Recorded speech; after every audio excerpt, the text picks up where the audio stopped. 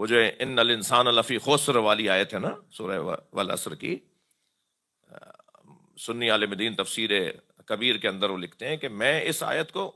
میں ہضم نہیں ہو پا رہی تھی مجھ سے، میں اس کو میں سمجھ نہیں پا رہا تھا کہ ان الانسان لفی خسر کا مطلب کیا ہے، انسان خسارے میں، کیا مطلب خسارے میں؟ تو کہتے ہیں کہ جگہ ایک دفعہ میں ایک بازار سے گزر رہا تھا تو برف والا سلج برف والا آواز لگا رہا تھا کہ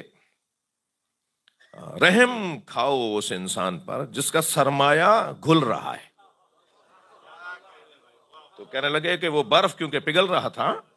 تو اس منظر کو دیکھ کر مجھے سمجھ میں آیا کہ یہ ایک ایک لمحہ اس کی گھبراہٹ میں اضافہ ہے کہ اگر یہ نہیں بکا تو جب تک نہیں بکے گا، جب تک منزل پہ نہیں پہنچے گا، جب تک کہ اس کا اصلی پیسہ مجھے اور کچھ منافع نہیں ملے گا، میں خطرے میں ہوں کہ نہ جانے کب کتنی دیر لگے اور یہ سارا میرا برف گھل جائے۔ تو انسان بھی ایک ایک لمحے میں، ایک ایک لمحہ اس کا خطرے میں، کب کیا ہو جائے، کب کہاں پیر پھسل جائے، کب کہاں آنکھ بھٹک جائے، کب کہاں ہاتھ بھٹک جائے، جی